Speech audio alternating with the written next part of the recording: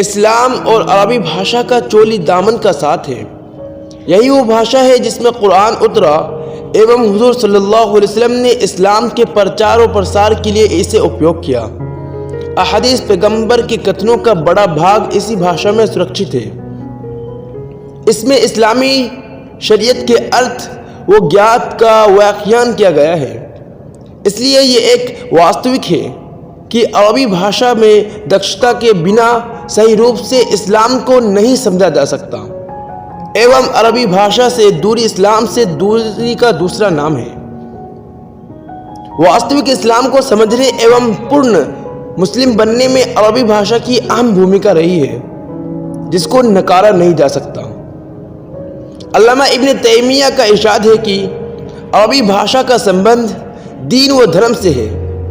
दीन को जानना, किताब व सुन्नत को समझना फर्ज है एवं अरबी भाषा के बिना उसको सही ढंग से समझा नहीं जा सकता। इसलिए जो चीज़ फ़र्ज अदा करने के लिए ज़रूरी है वो भी वाजिब के स्थान में होती है एवं फ़र्ज किफ़ाया तो हर हाल में है। जब इस्लाम ने इस दूर दराज वाले क्षेत्र भारत में प्रवेश किया तो पहले दिन से भारतीय मुसलमानों ने इस वास्तविकता को समझ लिया था कि यही कारण है कि उन्होंने अरबी भाषा की उसी प्रकार रक्षा की जैसा कि वो अपने जान और माल की रक्षा करते थे। विशेष रूप से उलमाए किराम धार्मिक विद्वान ने अरबी भाषा को सीखा, उसमें दक्षता प्राप्त की, उसकी बारीकियों को समझा। इसके बावजूद कि ये भाषा भारत में मातृभाषा की हैसियत नहीं रखती थी। 19वीं शताब्दी ईस्वी में जब शासन की बागडोर मुसलमानों के हाथ से निकल गई तो सबसे बड़ी समस्या जो उनके सामने आई वो धर्म की रक्षा व प्रसार की समस्या थी। इस संदर्भ में दीन की सुरक्षा के लिए एक रास्ता उनको समझ में आया कि देश के चारों ओर दीनी मदरसों का जाल बिछा दिया जाए ताकि युवा वर्ग दीनी शिक्षा व सिद्धांतों की जानकार रहे।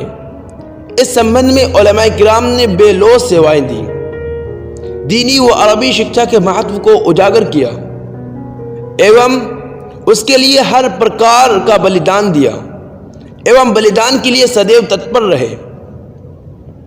छात्र भी अरबी शिक्षा प्राप्त करने को उत्सुक हुए, जबकि भली भंती जानते थे कि इस शिक्षा को प्राप्त करने के बाद सरकारी नौकरी नहीं मिल सकेगी एवं ना ही इसके द्वारा वो खुशहाल जीवन गुजार सकेंगे, बल्कि इसके मुकाबले में वो खूब जानते थे कि शायद इस शिक्षा के उपरांत वो आर्थिक दुर्दशा के शिकार हो रहेंगे। आज जो भारत के चप्पे चप्पे पर दीनी मदरसे आपको नजर आएंगे, यही वास्तव में भारत में इस्लाम व अरबी भाषा के विकास की जमानत है। इन मदरसों ने धार्मिक व दीनी स्तर पर सराहनीय व प्रशंसनीय सेवाएं दी है एवं दे रहे हैं। इस उद्देश्य से अल्लामा शिबली नोमानी एवं उनके सहयोगियों के नेतृत्व में नदवतुल उलमा की स्थापना की मुहिम चली एवं एक दारुल उलूम स्थापित किया गया। मुख्य उद्देश्य ये था कि ऐसा निसाब शिक्षा पद्धति तैयार किया जाए जो नई शिक्षा व ज्ञान एवं इस्लामी अरबी ज्ञान के मध्य सेतु का काम करे एवं उलमाए दीन इस्लामी विद्वान वो नए शिक्षित वर्ग में जो दूरी उत्पन्न होती जा रही है उसे समाप्त करें। प्राचीन काल की भली और नए दौर की लाभदायक शिक्षा में मिलाप का कार्य करें। सैद्धांतिक उद्देश्यों में सख्ती एवं उसकी शाखाओं में नरमी एवं फैलाव पैदा करें। 1911 ईस्वी में नदवतुल उलमा की एक बैठक बुलाई गई जिसमें भारत के हर वर्ग के बड़े उलमाए किराम ने शिरकत की ताकि मुसलमानों की स्थिति का जायजा लिया जाए एवं मिशनरीज व पश्चिमी क्रांति की यलगार के परिणाम स्वरूप जो बुराई व खराबियां उत्पन्न हो रही है उनको दूर किया जा सके। नदवतुल उलमा की शिक्षा पद्धति की सुधार की मुहिम के सफल परिणाम आए। आज भारतीय मुसलमानों के शैक्षणिक, सांस्कृतिक इतिहास के उन परिणामों से हर छात्र भली भांति परिचित है एवं अरब व अन्य देशों के विद्वानों की दृष्टि में भारत व भारत के बाहर नदवतुल उलमा व नदवा तहरीक उलमा की सेवाएं प्रसिद्ध व परिमाणित है। मध्य भारत का ये दारुल उलूम ताजुल मसाजिद इन्हीं प्रयत्नों के परिणाम है। ये दारुल उलूम नदवा के चिंतन का अलंबरदार है और उसकी शिक्षा प्रणाली व प्रशिक्षण उसी स्तर पर है। भोपाल मध्य की एक छोटी सी मुस्लिम रियासत थी जो नवाब दोस्त मोहम्मद खान साहब के हाथों 1725 ईस्वी में स्थापित हुई। नवाब साहब शिक्षा प्रेमी न्यायप्रिय व्यक्ति थे। प्रजा के साथ धर्म व समुदाय के भेदभाव के बगैर बर्ताव करते थे। उनके उत्तराधिकारियों ने भी उनके इस प्रशंसनीय गुणों के साथ शासन किया। नवाब हमीदुल्लाह खां के काल में रियासत भोपाल प्रगति की मंजिल तय करती हुई भारतीय यूनियन में विलीन हो गई। इससे पहले रियासत में इस्लामी संविधान लागू था। रियासत भोपाल में दारुल क़ज़ा, औक़ाफ़, दीनी मदरसे एवं वो समस्त विशेषताएं पाई जाती थी जो एक इस्लामी रियासत की मुख्य विशेषता होती है। बावजूद इसके कि ये एक छोटी सी रियासत थी, परंतु अपनी अनेक इल्मी, साहित्यिक व सांस्कृतिक विशेषताओं के कारण विश्वव्यापी प्रसिद्ध थी। हमेशा गुणी शिक्षकों, प्रसिद्ध विद्वानों, कला के माहिरों, नेक व तपस्वी विद्वानों का केंद्र व निवास रही।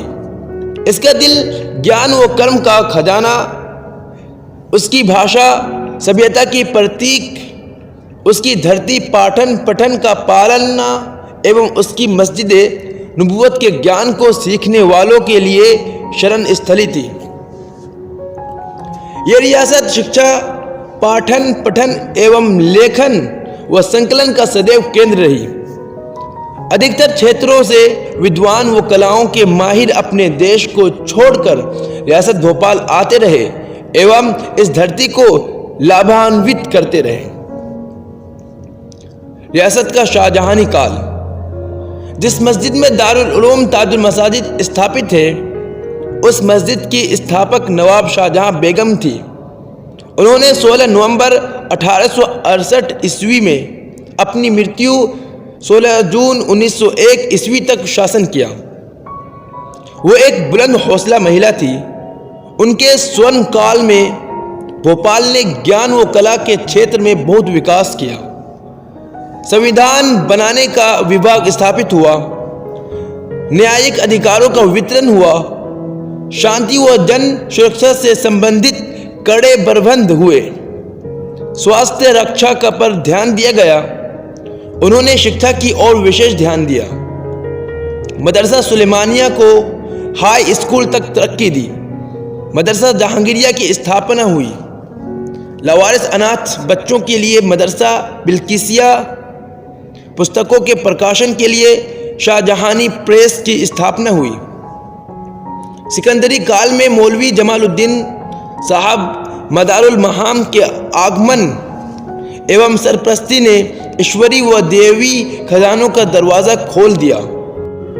आप बहुत उच्च कोटि के प्रबंधक एवं विद्वान थे।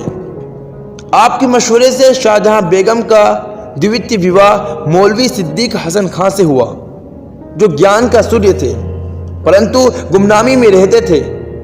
बेगम साहिबा के साथ विवाह के बाद उनके ज्ञान की प्रसिद्धि का भाग्य खुल गया। उनके ज्ञान और योग्यताओं से भोपाल ज्ञान का केंद्र बन गया। ईश्वर की सही आस्था में पुख्तापन आया। बिदअतों एवं दीन में कांट छांट समाप्त हुई। नवाब साहब स्वयं कई पुस्तकों के लेखक व विद्वान थे। शाहजहां बेगम ज्ञान की संरक्षण थी।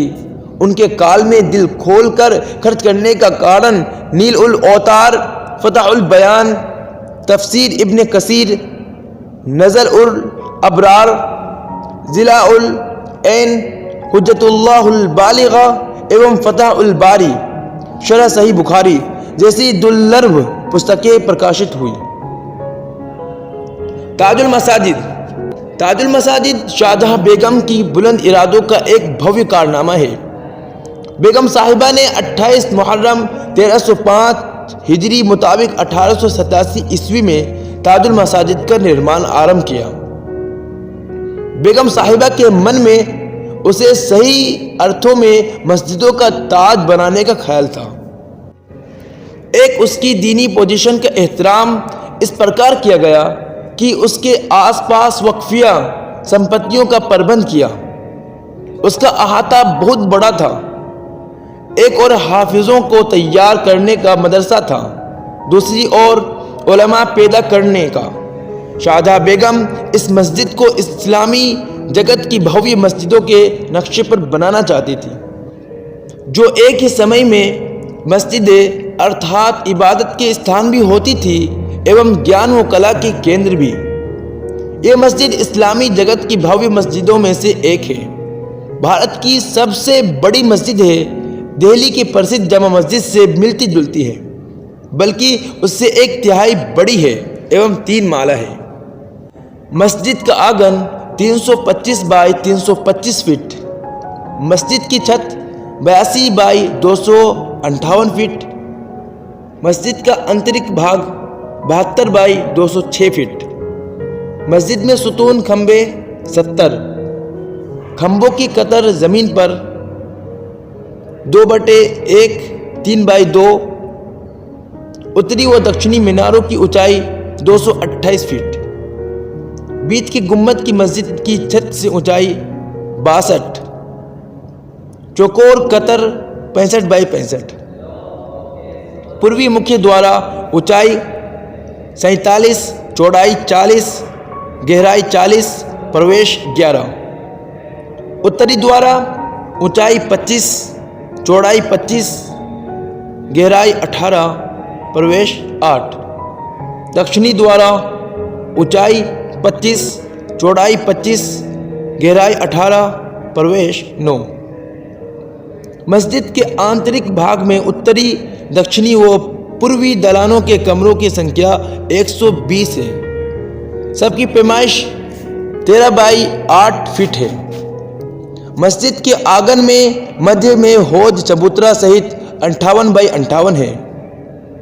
आंगन के पूर्वी उत्तरी कोने में 4 हौज 85 बाई 85 का है। पूरी मस्जिद की लंबाई पूर्व पश्चिम 526 फीट है।